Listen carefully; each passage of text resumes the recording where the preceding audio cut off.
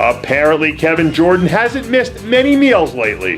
This week, the self-proclaimed protein poppy released his latest set of progress photos showing off an off-season pump that looks flat-out cartoonish. After smashing rookie campaigns last year, the sophomore standout came back this year and really elevated his game to an entirely new level. And his fourth-place finish back at the Arnold Asia was without a doubt his best performance of his pro career.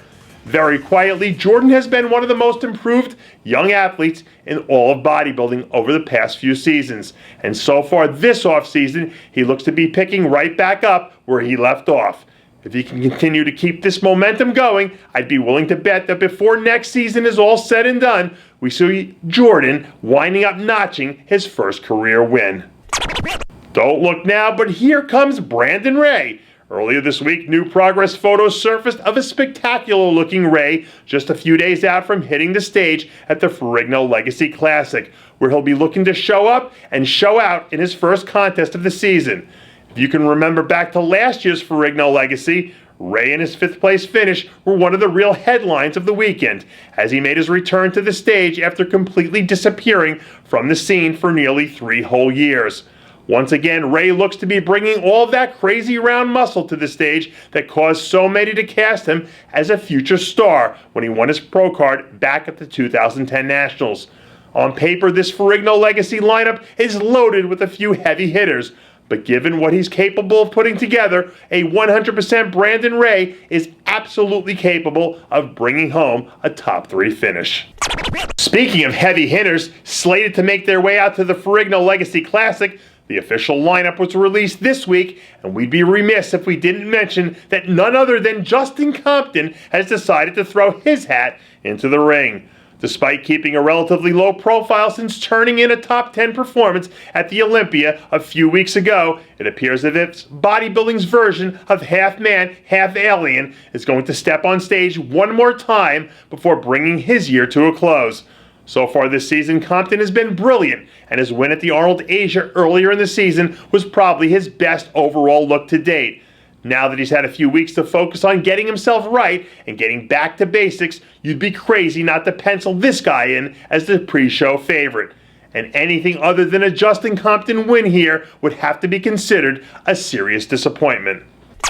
It looks like the muscle gods have been kind to 212 Pro Derek Leverant so far this offseason.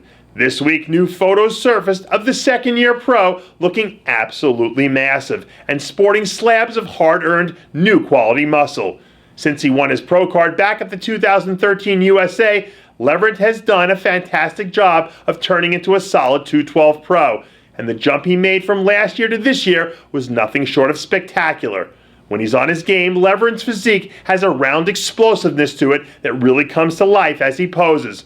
But if he wants to step up to the next level and start routinely locking down top 10 finishes, he'll need to start tightening up his conditioning. And with a few more pounds of muscle and a level of conditioning that eliminates all shades of doubt from the minds of the judges, he could be someone we start to see slowly climbing the 212 ladder over the next few seasons. What do you do when you're a 3-time Miss Fitness Olympia, coming off one of the best seasons of your career, where you've established yourself as one of the greatest performers in the history of the sport? Well, if your name is Oksana Grassina, I guess it means you get right back to the gym and start training even harder.